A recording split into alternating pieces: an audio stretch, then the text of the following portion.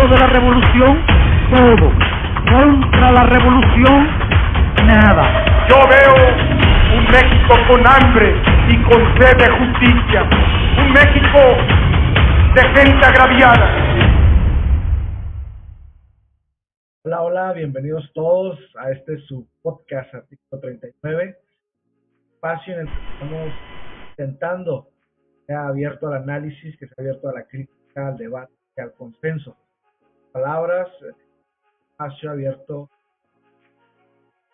Como es costumbre, pues nos acompaña en nuestro transmisión Alberto Muñoz, pero para ellos, pues, ¿no? ¿Cómo estás?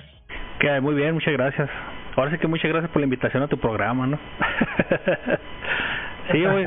Fíjate que andamos muy bien y este es un tema que yo quería tratar hace rato, ¿no? Entonces, yo creo que se va a poner bueno. Esperemos se ponga bueno. Perfecto. Muy bien, exactamente. Pues el día de hoy también tenemos con nosotros una figura que ha trascendido en nuestra ciudad, en su ámbito, ¿verdad? En lo que mejor sabe hacer, abogado de profesión. También es padre de familia, es esposo y ha participado en la política local, preocupado por el deber ser de la política en nuestro municipio, participando sobre todo desde la coyuntura del tema electoral. Le damos la más cordial bienvenida al licenciado en Derecho, Juan Daniel Martínez.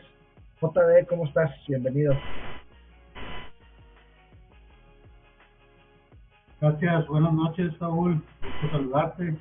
Buenas noches, Esquil. Buenas noches, Lick. Gusto saludarlos y pues aquí estamos a la orden para lo que podamos debatir sobre el tema. Perfecto. Bueno, pues directo al grano, como que hay muchísimo que hablar sobre el tema que nos compete acerca de la prisión preventiva. Y yo quisiera, Juan Daniel, que primero, ¿verdad?, nos pudieras dar un poquito de luz a quienes no sabemos o no conocemos acerca del tema de la prisión preventiva. ¿Pudieras hacer de la manera más simple, palabras más simples que se puedan para tratar de entenderlo de nuestra óptica, obviamente, y hablas un poquito qué es la prisión preventiva, que ha sido un tema que son en muchos medios, en muchos lugares de debate, en mesas de análisis, el tema, muchas cosas, ¿no? Algunos lo miran desde la óptica de derechos humanos, desde la justicia, otros lo miran mexicanos, más de eso más adelante. Pero sí quisiera que como conclusión, pues, ¿qué es la presión? Muy simple, no vamos a entenderlo mucho. Y te adelantaría un poquito, yo creo que hablando de la prisión preventiva, pues existen dos coyunturas que es lo que se está debatiendo ahorita acerca de la preventiva oficiosa, acerca de la prisión preventiva. Pudieras decir acerca de las dos cosas. Sí, claro que sí, Saúl. Bueno, mira, haciendo un tesis de que es la preventiva, bueno, es una medida cautelar que está decretada dentro del Código Nacional de Procedimientos Penales. Es una medida cautelar que tiene como finalidad, las medidas cautelares están hechas precisamente para garantizar, por un lado, la presencia de una persona que esté sujeta a un proceso penal, en este caso que se llama un imputado. Una de las finalidades de esta medida cautelar es garantizar la presencia del imputado al proceso, la seguridad de la víctima, de los testigos y que no se obstaculice el proceso. Las medidas cautelares deben versar sobre esos tres ejes. Entonces, en ese contexto, te puedo decir así genéricamente, hay 14 medidas cautelares dentro del Código Nacional. Y la 14ª medida, que es la última, es la prisión preventiva. Eso quiere decir que las otras 13 medidas que están anteriormente se supone que son las que debe de aplicarse primero antes de la preventiva. Entonces se dice que es la última ratio, ¿no? Es la última que se debe aplicar. Y dentro de la prisión preventiva, como bien lo señala, pues está la prisión preventiva oficiosa y la prisión preventiva justificada.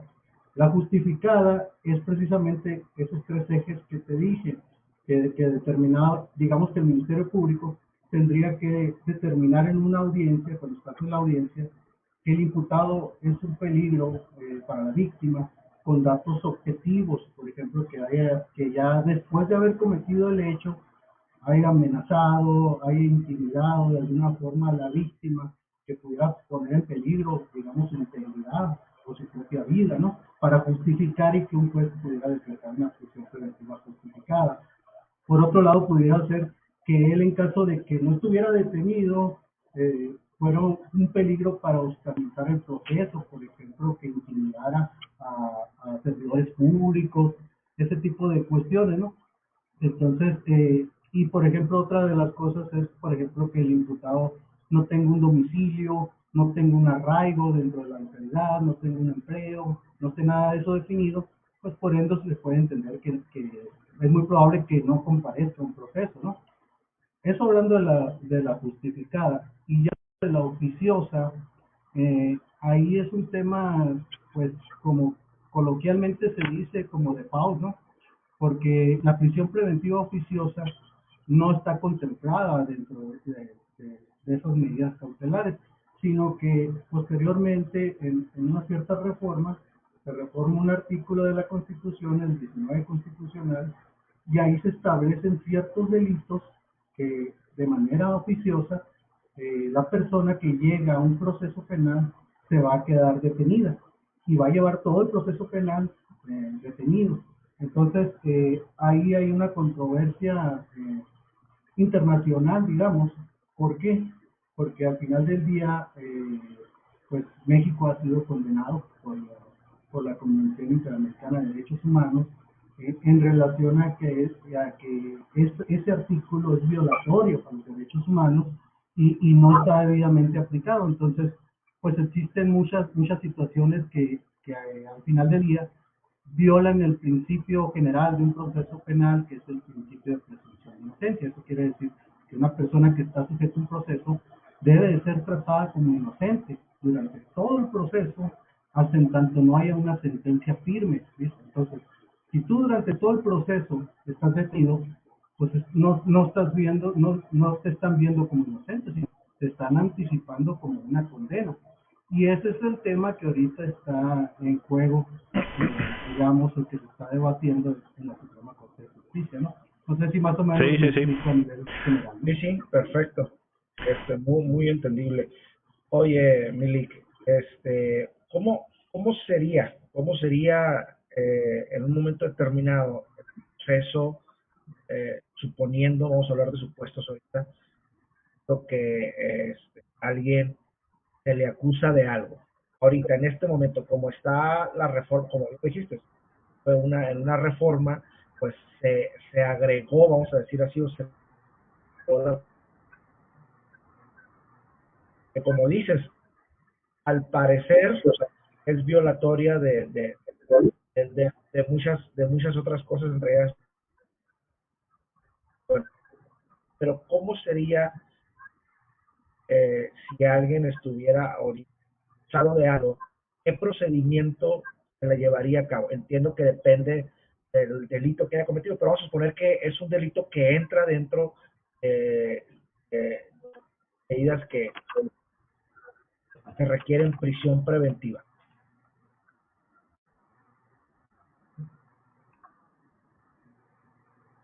Sí, mira, o sea, por ejemplo, yo tengo pues amplia experiencia en la materia penal, es una de las áreas a las que yo me dedico. Trabajé años en el sector público, desde que estaba en la universidad, empecé de meritorio y posteriormente ya como defensor litigante.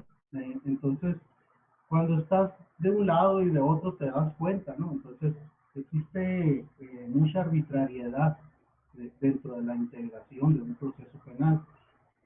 Me refiero en la etapa del Ministerio Público. Entonces, hay veces que tú puedes llegar a un proceso que te citan a una audiencia inicial, se llama, que es cuando ya el Ministerio Público ejercita acción penal y solicita que vayas a un tribunal, a un proceso. Entonces te citan una audiencia inicial, ¿no? Le llega el citatorio para que se presente, le dice que llegue con un abogado defensor, pero en este citatorio no te dicen que te dicen que por un supuesto delito, ¿no? Pero ahí no te dicen que ese delito tiene prisión preventiva oficiosa. Entonces, si una persona no lo sabe, pues es comparece, digamos que de buena fe, entonces resulta que esa persona ahí se va a quedar detenida y no va a salir. Qué belleza. Ahí se va a quedar detenida porque inmediatamente en la primera audiencia se hacen las medidas cautelares. Entonces, ya no le das oportunidad a la persona de defenderse adecuadamente. ¿Por qué? Sí, sí. Adelante, termina el punto y ahorita verás. Sí, dime, termina el punto y ahorita sí, te platico. Porque existen temas que en la práctica. Okay. Te digo porque en la práctica también se da, por ejemplo, hay un delito que anteriormente era, por ejemplo, de naturaleza sexual, que son los abusos deshonestos, ¿no? Que una persona tocara en sus partes a una persona, ¿no? En este caso, por ejemplo, un menor de edad. Ese ahora ya entró en ese catálogo. Lo que eran abusos deshonestos ahora está clasificado como delito sexual y tiene prisión preventiva oficiosa. Entonces, por ejemplo, me ha tocado, y no quiero decir en general ni nada, pero digamos que los vicios que se pueden dar es que, por ejemplo, una persona que tiene problemas con su pareja, se pelean, se separan, hay un conflicto muy fuerte entre ellos, puede tenderse a que esa persona haga una manipulación, haga una denuncia en tu contra, porque diga que le tocaste a la hijastra, por ejemplo, y bastará con que esa denuncia y un dictamen psicológico que diga que tiene cierta afectación el menor, sean datos suficientes para una vinculación al proceso y más para que te quedes todo un proceso detenido durante meses, sin oportunidad de defenderte adecuadamente, porque cuando ya estás adentro, sin hacer eso, pues tu vida cambia totalmente, económicamente, socialmente, puedes ser discriminado, laboralmente. Entonces, le decía el otro día, Gil, me ha tocado que muchas veces la gente dice, ¿sabes qué? Ya no quiero pelear este proceso, mejor me voy a ir a una terminación temprana, voy a aceptar mi culpabilidad y tratar de que me den una sentencia baja para alcanzar una liberación, porque ya lo que quiero es salir. Entonces ya ahí se violentó totalmente tu derecho de defensa o algo. ¿Por qué? Porque la persona ya dice, mejor, ahí muere, ya lo que quiero es salir, no le hace que salga con antecedentes. Entonces, a esos extremos llega la prisión preventiva oficiosa. Y si nos vamos a temas más atrás, porque antes era el sistema tradicional, ahora es un sistema oral, pues tenemos casos que hay gente que tiene más de 17 años detenida en procesos penales, acusados de homicidio, acusados de secuestro, y que todavía no tienen una sentencia firme. Entonces, estamos hablando que esa persona prácticamente ya pagó su condena y puede resultar inocente. Entonces, ese es el punto de la prisión preventiva oficiosa. En mi punto de vista, no estoy de acuerdo con eso. Eso sería. Retomando lo que decías ahorita, nada más así repito antes de Paso a Gil, seguramente trae algunas dudas. No recuerdo el nombre de esta señora, pero se apellida de Wallace. La estaban entrevistando en uno de los programas de análisis noticias y le decían, te llegó una orden de presentación al Ministerio Público. Y ella dice, sí, me llegó y hay que presentarse, pues, supuestamente. Pues, pero le pregunta al entrevistador, ¿y te vas a presentar? Y ella dice, no me voy a presentar. Mi abogado precisamente dice, ahorita ahí en ese lugar para tratar de ver de qué se trata primero, y ver si todo está en orden. Yo presentarme, porque no, dice, entonces es una trampa, como lo estabas ahorita diciendo, Link. Es decir, te hacen el citatorio, ya hay a lo mejor hay una carpeta de investigación y lo que tú quieras, te presentas al Ministerio Público, pero si no tienes un abogado que te pueda decir lo que el perseguido, tú lo dijiste ahorita, y estoy retomando tus palabras, si no hay un abogado que te diga este delito amerita prisión preventiva oficiosa, pues ahí mismo te pueden meter a la cárcel. O sea, ni cuenta te diste cuando ya estás en la cárcel, ¿no? Entonces, qué difícil es. Eso es para una señora que tiene mucho dinero y que tiene los recursos para poder investigar antes cómo está la carpeta de investigación, de qué cargos se le acusan, si amerita prisión preventiva oficiosa, etc., etc. Pero quienes son simples mortales como nosotros, o sea, pues a qué aspiramos, ¿no? O sea, poder accesar a la carpeta de investigación, poder accesar a un abogado, a una buena defensa, y poder saber si corremos el riesgo de que si nos presentamos a un ministerio público, pues ahí nos quedemos. Y lo dices tú, 17 años una persona en la cárcel, todavía sin sentencia,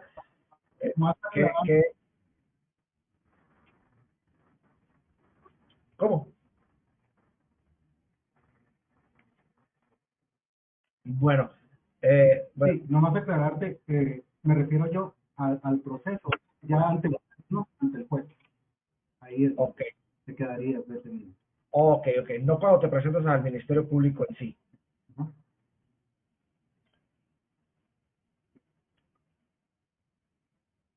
No, en el Ministerio Público no. Antes sí estaba una figura que se llamaba el arraigo. Ahorita eso ya quedó abrogado. Entonces, el Ministerio Público.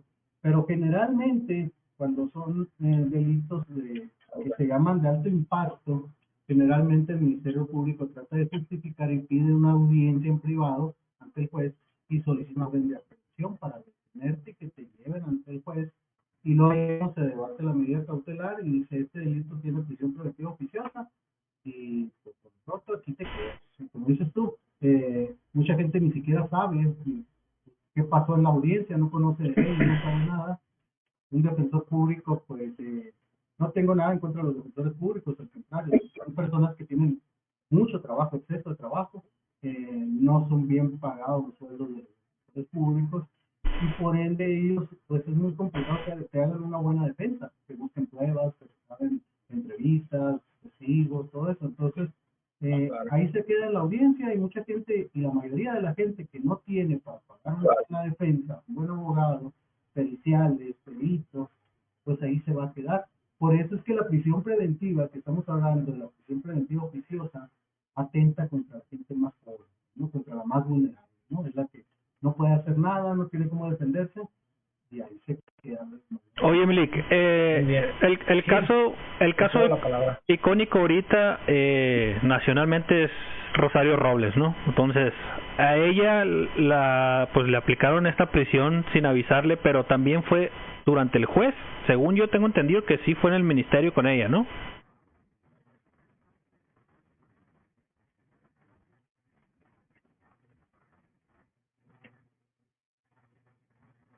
Sí. Se cortó un poquito. Sí, me dices que... Sí, ajá. Sí, fue una audiencia que se llevó a... Okay, bueno. Sí, porque digo, porque ese es el... Sí, es que a veces se corta, pero sí te entendí. Te comentaba que como es el caso icónico ahorita, ¿no? Probablemente el más famoso en el país. Lo que he estado viendo, Milik, a ver si nos puedes aclarar un poquito. Básicamente el pleito que tienen con la prisión preventiva oficiosa, porque la prisión preventiva, ¿cuál se llama la otra? La de... Bueno, la justificada, perdón. Bueno, la justificada nadie la discute. Todo el mundo está a favor de la prisión preventiva justificada. La oficiosa es el tema que tiene la polémica, porque choca directamente con los derechos humanos de la presunción de inocencia. Entonces, estamos viendo al final de cuentas que hay un resumen en el gobierno, en la Suprema Corte, de qué es lo que importa más, pues, si la prisión preventiva oficiosa o la presunción de inocencia de una persona. el hecho de que eres inocente hasta que se te demuestre lo contrario dejó de tener valor cuando te dicen que no vaya a ser que te nos escapes, es que no sabemos si se nos va a ir, mejor lo metemos a la cárcel, ¿no? Que al final, que es que resumidas cuentas y en palabras de los mortales, eso es la prisión preventiva. Entonces me llamó la atención lo que dijiste al principio, que había varias medidas cautelares antes, que son precisamente esas medidas que para que las personas no huyan del país, no se pierdan, no hagan daño a otras personas. Que son muchas medidas y que el último recurso es la prisión preventiva oficiosa, que ahora no sé si es no sé si la Suprema Corte o es todo el sistema de justicia en México lo está usando. Mira, vamos a quitarnos, no me quiero complicar la vida con todas esas anteriores, vamos a meterlo a la cárcel y nos ahorramos dinero, nos ahorramos tiempo, no sé cuál sea. ¿Cómo la ves tú? ¿Cuál es la mentalidad detrás de todo esto? Así, para ser bien sinceros, ¿no?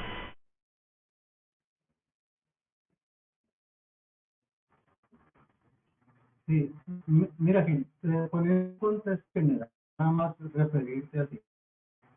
En el 2000, una reforma muy importante que fue donde trascendió el sistema tradicional inquisitorio que se llamaba anteriormente, en aquel, que era escrito, Sí. todo era escrito, no sé si recuerdas, eran unos expedientes grandísimos, ¿no?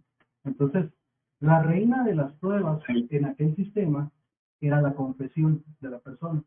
Entonces, en aquel sistema se detenían, se daba mucho la cuestión de la tortura, te torturaban, te hacían algo, y tú declarabas y confesabas que eras culpable, cómo lo hiciste, y esa declaración prevalecía en todo tu proceso.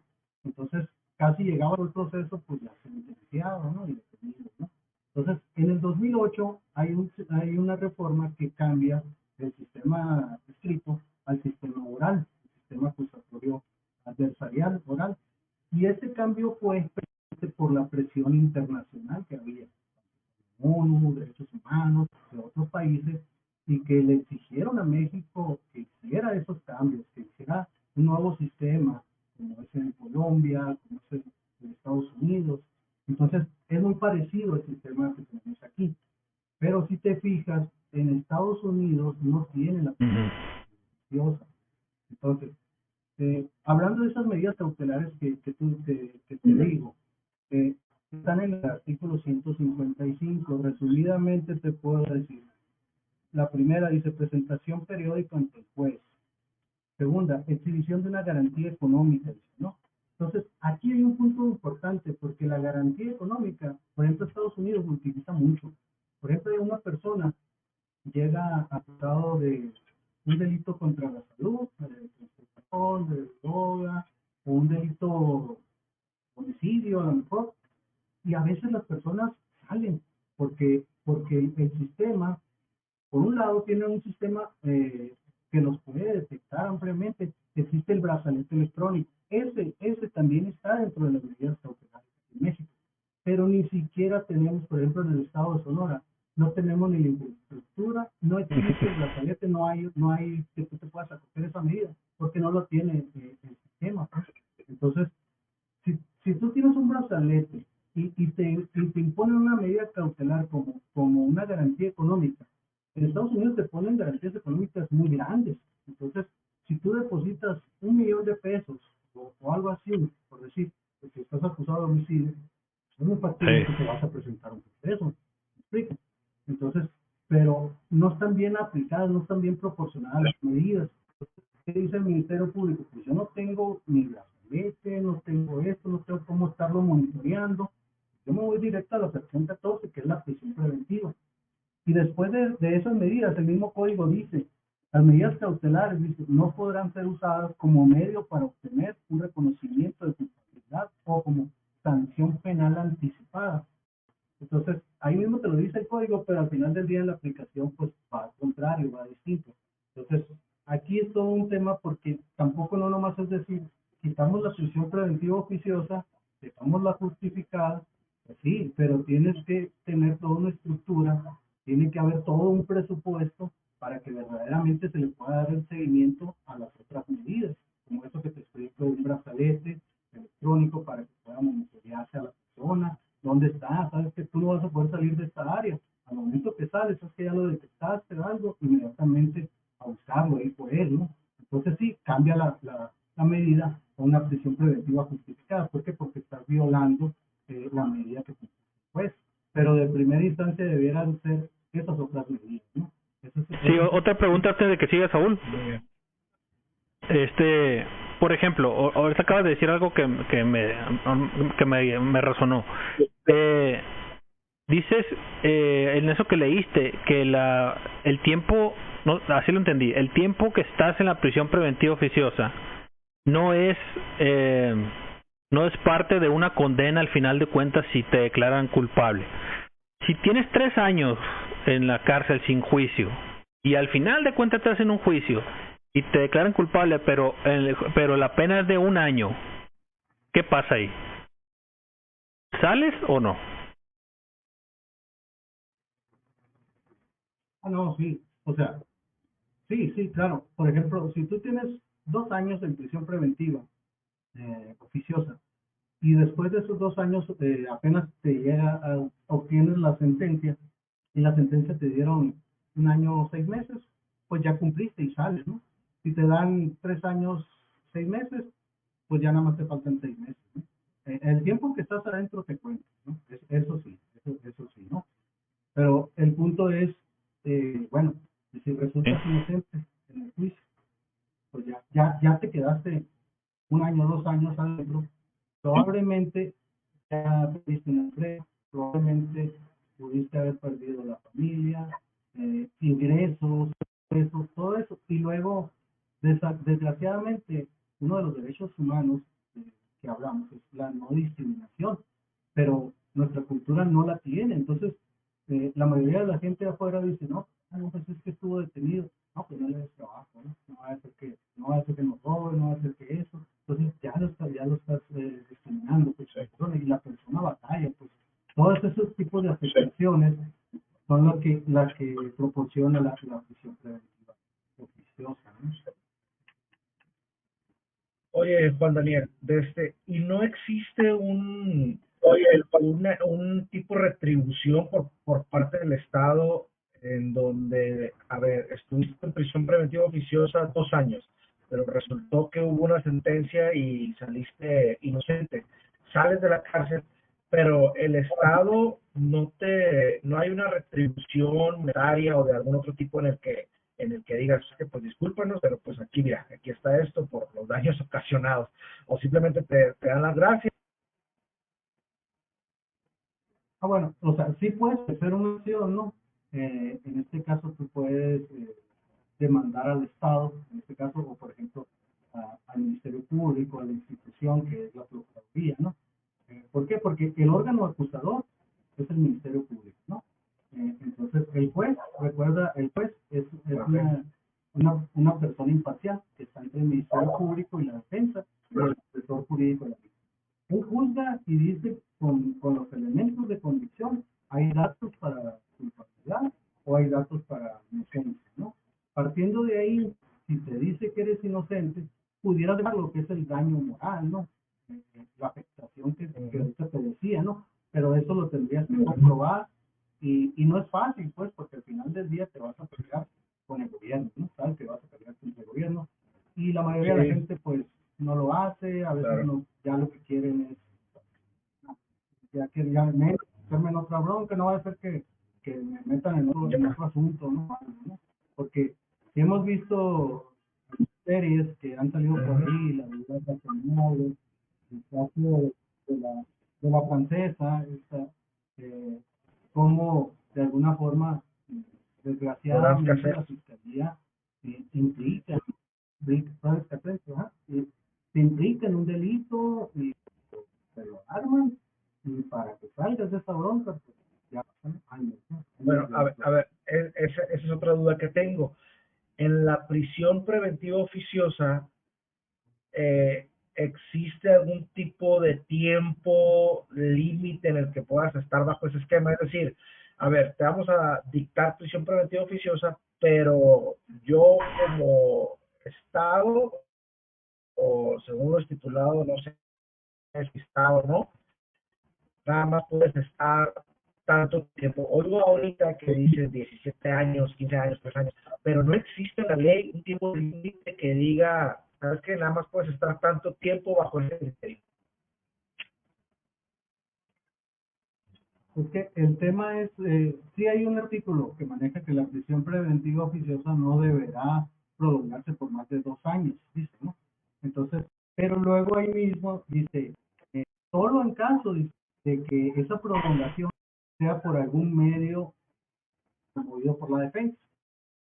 Entonces, si por ejemplo, el proceso duró 1 año o algo así, y dictaron una sentencia condenatoria, pues tú te fuiste a la apelación porque es el siguiente recurso que tiene el defensor para tratar de demostrar la inocencia. Y las apelaciones duran mucho tiempo también, se van a segunda instancia, y luego llega la confirmación en tu contra, y luego tienes que promover un recurso que es el amparo, y lleva otro chorro de tiempo. Entonces, todo eso pues se lo va a tomar el juez como medios que la defensa está haciendo y va a justificar que siga en prisión preventiva, que son como esos casos que como son tan complicados, tan complejos, no se procede iniciar hasta la parte inicial y va otra vez con el proceso y la prisión se sigue extendiendo y se da, por eso es que se da tanto tiempo gente en la cárcel sin tener una sentencia firme, ¿no? Puede tener primera instancia, segunda instancia, tercera instancia. Entonces, y no te pueden devolver otra vez, pero entonces aquí el punto es que sigues de. Muy bien, voy a ceder la palabra a Gil, ya para ir cerrando. Yo tengo por aquí una pregunta final, pero me gustaría dejarla hasta el final y que me dieras tu opinión acerca de eso. Pero, mi Gil, adelante. Bueno, a ver si no te gano la pregunta. A ver, Lick, yo tengo varias dudas. Por ejemplo, una vez yo veo mucho lo que compartes tú en tu Facebook. Para quien no sigue a Lick, ahí tiene sus redes sociales abajo de su foto. Sígalo porque comparte muy buena información.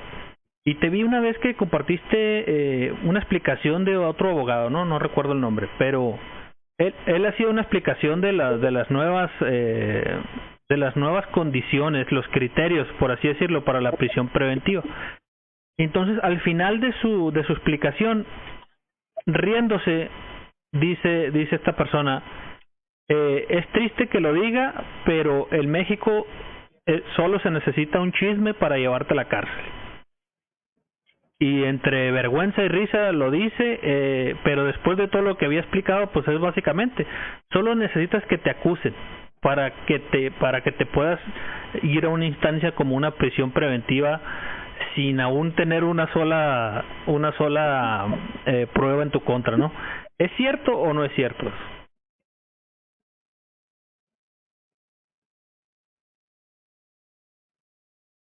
Bueno, un chisme, pues no tanto, ¿no? Pero, por ejemplo, una falsa denuncia, digamos, ¿no? Un falso, como el que te explicaba ahorita, ¿no? Pues tocó a mi hija y le armamos una carpeta de investigación y ese hecho, pues, se puede llevar a la, ¿no? Sin ser sentenciado, son preventiva oficiosa.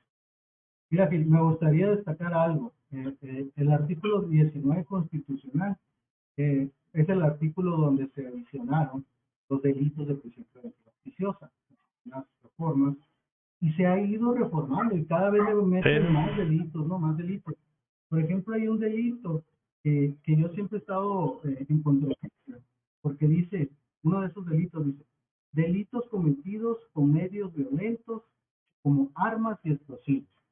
El legislador ahí no fue claro al referirse qué tipo de, aquí cualquier delito que diga que utilizaste un medio violento como armas y explosivos. Entonces, por ejemplo, los delitos que son muy comunes, ¿no? Que no debieran de ser de prisión preventiva. Una violencia familiar. ¿Sabes qué? Un pleito, una discusión entre la pareja, esto y lo otro.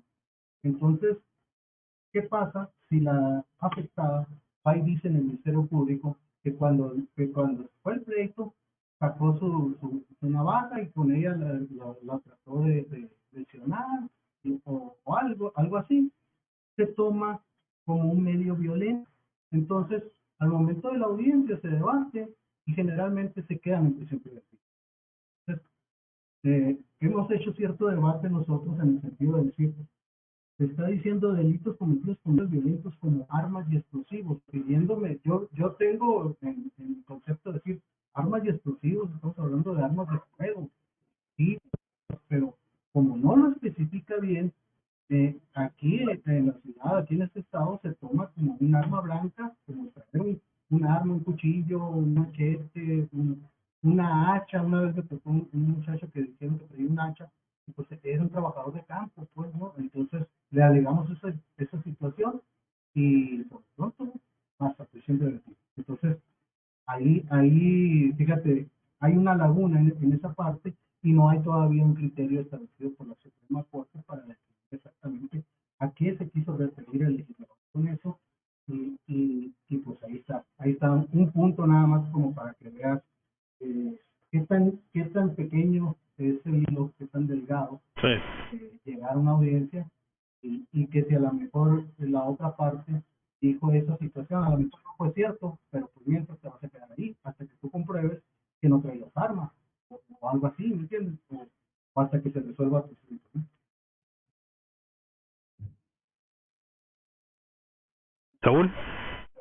No sé si esa era parte de la duda o cuál era la... Bueno, la traigo yo como pregunta final, pero obviamente a lo mejor vamos a dejar para comentarios finales. Pero yo quisiera saber, Juan Daniel, ¿qué, cuál sería para ti? ¿Cuál sería para ti? No sé cómo se dice, ¿no? No sé si sea el sistema penal acusatorio o el sistema de justicia penal o el sistema, no sé cómo se diga, pero ¿cuál sería el sistema, vamos a ponerle el sistema acusatorio ideal en nuestro país desde tu punto de vista? O sea, que existiera la prisión preventiva oficiosa, pero solamente con criterios bien definidos, que no sé, que existiera la prisión preventiva justificada, que no existiera una, que no existiera la otra. ¿Cuál sería, desde tu punto de vista de abogado y que ha visto pues ya muchos casos de manera muy cerca, o a lo mejor te ha tocado incluso defender casos en donde personas están ya bajo el criterio de prisión preventiva oficiosa en la cárcel, pero después a lo mejor después de 2 años salieron inocentes gracias a tu pericia como abogado? Entonces te das cuenta de las lagunas que hay ahí en el tema de justicia muy de cerca, y a lo mejor has formado tu propio criterio de cómo debería de ser desde tu punto de vista.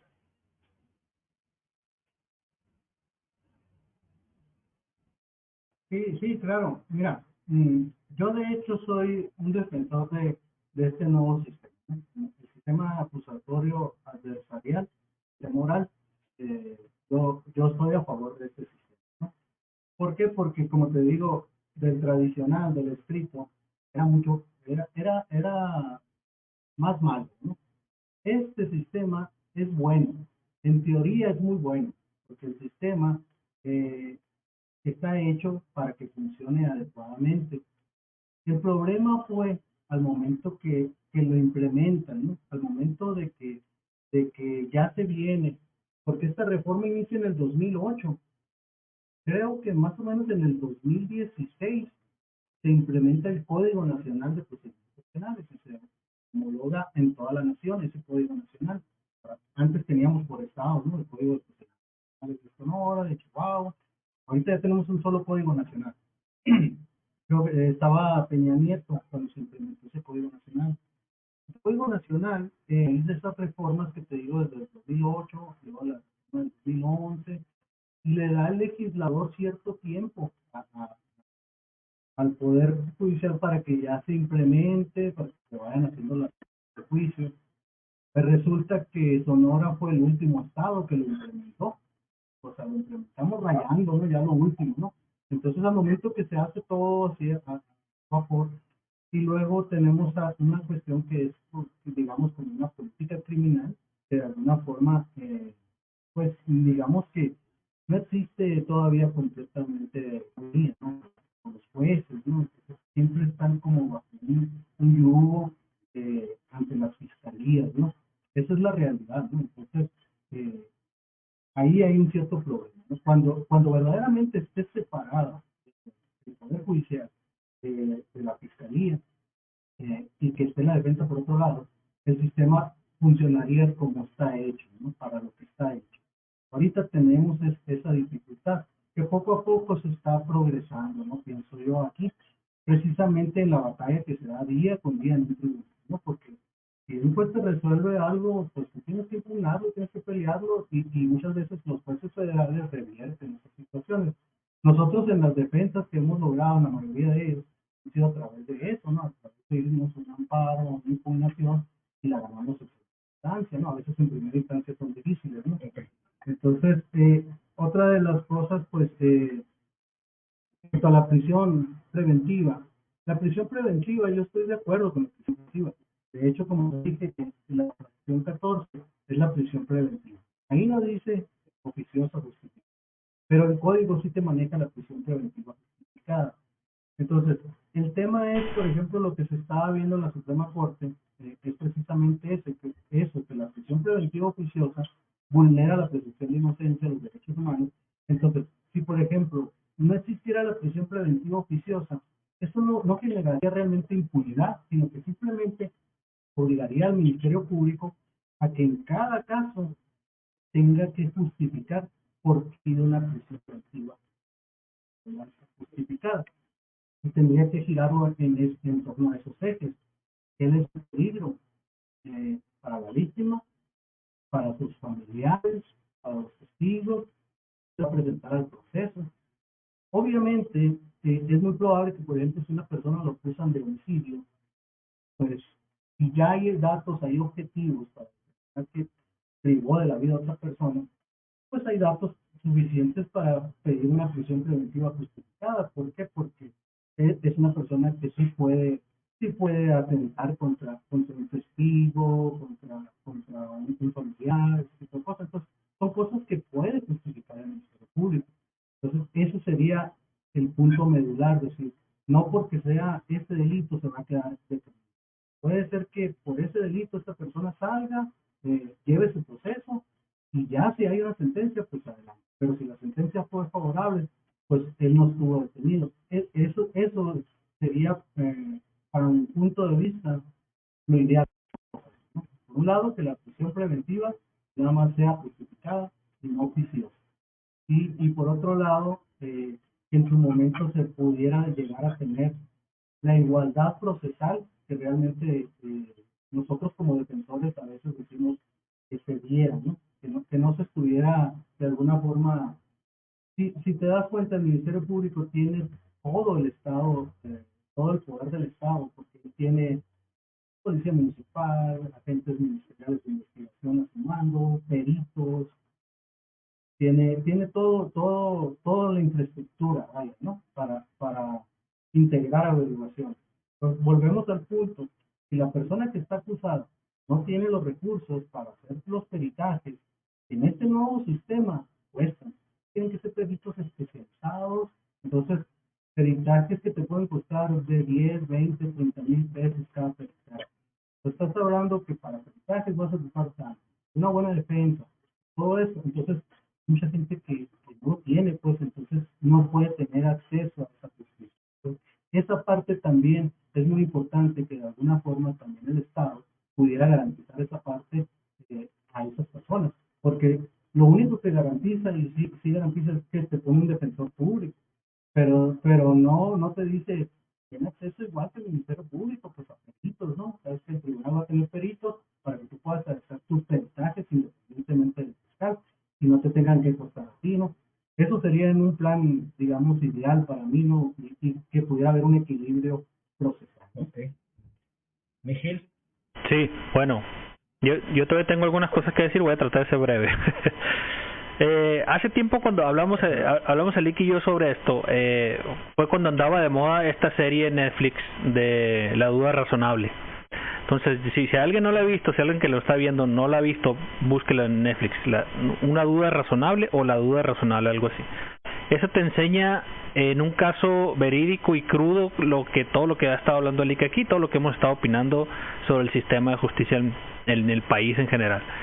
Entonces, y hay otra serie más vieja que es Presunto Culpable. Creo que esa nada más está en YouTube, la encontré yo alguna vez, ¿no? Pero bueno, son dos ejemplos muy buenos de la justicia en México y la importancia de tener a alguien que sepa, como el caso aquí de Lick, porque te juegas la vida directamente ahí, ¿no? Otra cosa, lo que sí, a mí sí me gustaría aclarar antes de terminar, es que como ya algunos de ustedes, yo ya he platicado con ustedes, para mí el ministro presidente de la Suprema Corte, Arturo Saldívar, se me hace uno de los peores funcionarios, una de las peores personas que existen en este país. Por muchas razones. Si ustedes lo siguen, el vato, mira, decirle se quedaría corto. O sea, el vato ese lo odio con todo mi ser, ¿no? Entonces, ya después platicaremos por qué.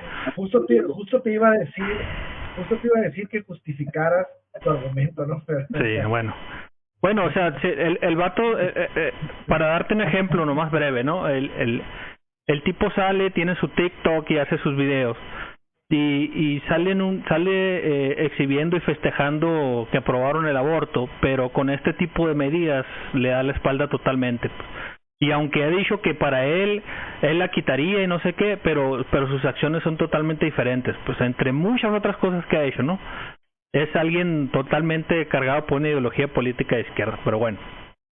Entonces, con gente como esa ahí, también es muy difícil que las verdaderas causas de la gente se hagan. Hoy fue la votación para ver si quitaban la prisión preventiva oficiosa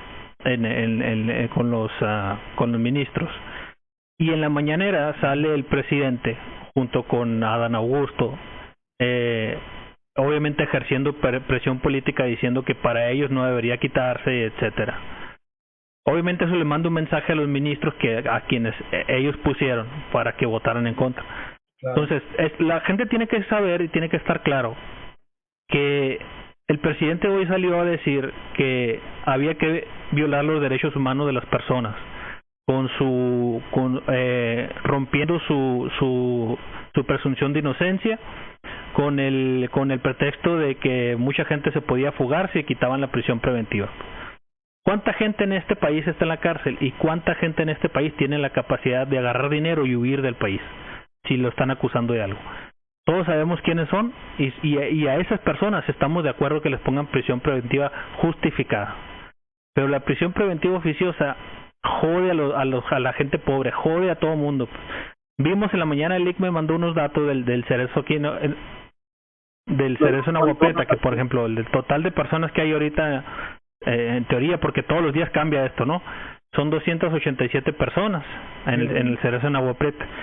El total de procesados, que me imagino yo que se refiere a los que ya tienen juicio, son 83 personas. Los que tienen esta prisión preventiva oficiosa son 22. Así es. Y la prisión preventiva justificada son 61. O sea, no, los números no son tan malos, por así decirlo, en Agua Prieta. Probablemente es una ciudad.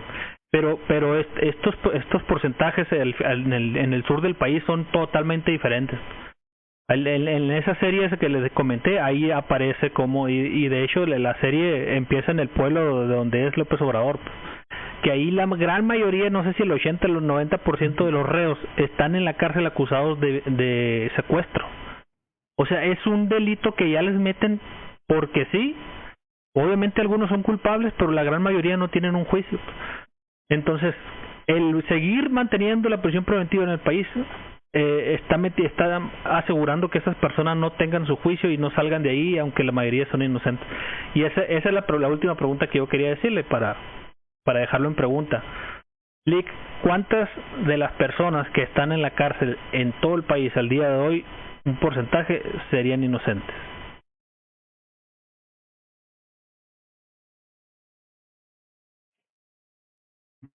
Sí, mira, si mal no recuerdo, más o menos aproximadamente hay como un 40% nacional. los internos, el total de los internos, bajo esa medida de prisión preventiva. Entonces, son números muy altos. Los penales están diseñados para una cierta población. Entonces, cuando están ingresando dentro de los procesos, se supone que también las personas que están sujetas a la prisión preventiva deben de estar, en teoría dice que deben de estar en otro lugar, distinto a los que ya están sentenciados. Pero pues no tenemos un sistema penitenciario tampoco que pueda hacer esa labor, porque debería ser otra área distinta, a lo mejor, y a lo mejor no tendría que ser en ingreso, ¿no? O en otra área distinta que tuviera otro tipo de beneficios o algo. Entonces, aquí pues no pasa eso así. Hay iniciados, y ahí andan revolviendo, ¿no? Entonces, y te puedo decir a nivel local, pues el cerezo de Agua Prieta es uno de los cerezos más tranquilos, más tranquilo, creo que le pena también, para verlos, cerezos chicos, cerezos tranquilos, ya te vas a hacer esos cerezillos, guaymas, cerezos complicados, ¿no? Que cierta gente, hay ciertos grupos, hay ciertas sillas peligrosos, ¿no? Entonces, ya nomás de ahí, una persona que puede una forma, pues, se pone en peligro Claro. también al estar ahí, ¿no? Entonces, todo ese tipo de situaciones van a llevar que al final del día pasen muchas injusticias, ¿no? Referente a lo que dices del ministro, pues tiene cosas malas y cosas buenas, ¿no? También él, dentro de lo bueno, es que es uno de los que ha defendido mucho de los derechos humanos, ¿no? Uno de los derechos humanos más importantes, pues, si vamos en derecho a la vida, ¿no? A la vida. Está dentro de los primeros 5 derechos, ¿no? Entonces, tú debes tener ese derecho a tu libertad, y ese es el que se está violentado, ¿no? Al derecho de libertad. Por eso es que la Corte Internacional de Derechos Humanos, las resoluciones, ya ha condenado a México. México está violentando derechos humanos. Entonces, ¿qué pasa con el Poder Ejecutivo? Fíjate, hay un delito que se implementó hace poco, y lo metieron, ¿no? Uso de programas sociales con fines electorales. Ahí ya llenamos la cárcel. Delito, Ahí ya la llenamos. Se viene una campaña electoral y viene la oposición y carro y anda utilizando estos recursos y lleva tanta gente, llévate. Entonces, vamos a quedar. Entonces, si te fijas, ¿por qué crees que al Ejecutivo, a la 4T, digamos, pues no le conviene, ¿verdad? No le conviene que esto, porque al final del día, si esto se quitara, el Ministerio Público tendría que acreditar en cada caso por qué está pidiendo medidas y por qué las otras 13 medidas no son suficientes para garantizar el eso. Y va a ser complicado que el MPero pueda acreditar en la ciencia. Si la persona tiene una buena defensa y debate bien, la persona es muy probable que le apliquen otras medidas antes. De ahí que creo que por ahí va algo de lo que estabas de acuerdo, ¿no? Eso es que López Obrador era y les dijo aguas con el que a favor, no de eso, ¿no? Eso es que no se resolvió el día de hoy, se extendió para el día de mañana. Y la verdad está con ministros, 11 ministros, y hay algunos por ahí que fueron de alguna forma propuestos. Sí tiene injerencia del Poder Judicial. Y es a lo que volvemos, pues. Estamos verdaderamente un Poder Judicial. ¿Cómo? Eso es lo que Muy bien, excelentes comentarios y pues bueno, sin duda hay muchas más preguntas y sin duda hay mucha tela de donde cortar, pero pues bueno, también el espacio pues no nos permite tanto, no va a ser la única vez en la que vamos a estar invitando a Juan Daniel, al licenciado Juan Daniel. Habrá otros temas seguramente más adelante que vamos a requerir pues que nos oriente y que de alguna manera nos dé una perspectiva más entendible para quienes no dominamos el tema del derecho, y pues que va a ser información muy valiosa para todos los que podamos acceder a este tipo de información. Así que pues simplemente me resta despedirnos. No sé si quieras, Gil, hacer un comentario final nada más para cerrar y ya despedir a JD también. Sí, ya mi último comentario es, esto lo venía pensando hace poco, ¿no? La mayoría de las personas, bueno, no la mayoría, pero hay muchas familias que tienen su médico de cabecera, tienen su mecánico de cabecera en la familia, etcétera. Con todos estos cambios, yo creo que deberíamos tener un abogado de cabecera también. O sea, ya viendo el tema, viendo lo preocupante y aparte temas de negocios, temas de muchas cosas. O sea, obviamente hay gente que se lo puede permitir y hay gente que busca cómo permitírselo hasta que ya lo necesita, ¿no? Pero tener a alguien con quien asesorarse creo que es ya en estos tiempos es más que clave, ¿no? Ahí están las redes de Leak para quien le quiera escribir. No, publicidad gratis, no le hace Leak. Escríbale y porque de verdad es muy importante, ¿no? Yo cerraría con eso. Gracias por venir, Leak. Muy bien. Juan Daniel, algo para terminar ya. Sí, gracias, Gil. Sí, pues darle las gracias, Raúl, las gracias. Espero haber ido a una entrevista que en la práctica andando y como bien decías, pues importante tener una buena asesoría, ¿no? Sobre todo en esta materia, en materia penal, que si antes de comparecer ante el Ministerio Público se asesore, ¿no? Eso sería mi consejo, ¿no? Para que puedas ver exactamente hacia dónde, ¿no? Y pues invitarlos a que sigan viendo el artículo 39. Creo que es importante, creo que por ahí va, ¿no? Y la soberanía Exactamente. En el pueblo, ¿no? Y que sea realmente el que pueda tomar las decisiones, estas cosas, ¿no? Porque a veces en el Senado, pues no se hace lo que es la voluntad del pueblo, no se concentra a nivel para determinar. Estas cosas son las que deberían de concentrarse para determinar este tipo de reformas. Se hacen este tipo de reformas que son beneficiosas y seguro que a la ciudadanía y que sigan viendo artículos. Perfecto. Bueno, pues ahí están los comentarios del licenciado Juan Daniel Martínez. Como dijo Gilberto, ahí está el link de las redes sociales de JD.